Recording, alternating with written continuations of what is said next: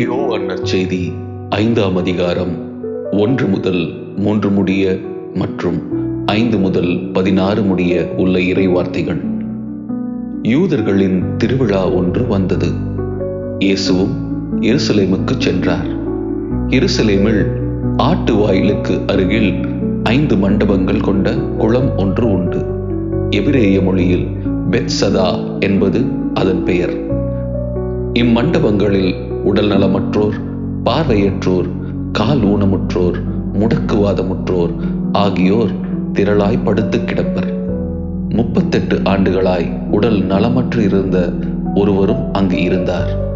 இயேசு அவரை கண்டு நெடுங்காலமாக அவர் அந்நிலையில் இருந்துள்ளதை அறிந்து, நலம் பெற விரும்புகிறீரா என்று அவரிடம் கேட்டார். ஐயா, தண்ணீர் கலங்கும் போது என்னை குளத்தில் இறக்கிவிட ஆள் இல்லை. நான் போவதற்கு முன் வேறு ஒருவர் இறங்கிவிடுகிறார் என்று உடல் நலமற்றவர் அவரிடம் கூறினார். இயேசு அவரிடம், எழுந்து உம்முடைய படுக்கையை எடுத்துக்கொண்டு நடந்து செல்லும் என்றார். உடனே அம்மனிதர் நலமடைந்து தம்முடைய படுக்கையை எடுத்துக்கொண்டு நடந்தார். அன்று ஓய்வு நாள். யூதர்கள் குணம் அடைந்தவரிடம், ஓய்வு நாளாகிய இன்று படுக்கையை எடுத்துச் செல்வது சட்டத்திற்கு எதிரான செயல் என்றார்கள். அவர் மறுமொழியாக, என்னை நலமாக்கியவரே உம்முடைய படுக்கையை எடுத்துக்கொண்டு நடந்து செல்லும் என்று என்னிடம் கூறினார் என்றார். படுக்கையை எடுத்துக்கொண்டு நடந்து செல்லும் என்று உம்மிடம் கூறியவர் யார் என்று அவர்கள் கேட்டார்கள்.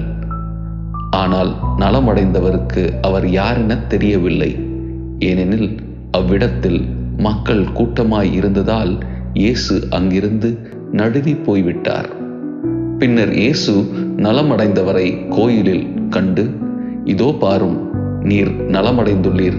இதைவிட கேடானது எதுவும் உமக்கு நிகழாதிருக்க இனி பாவம் செய்யாதீர் என்றார்.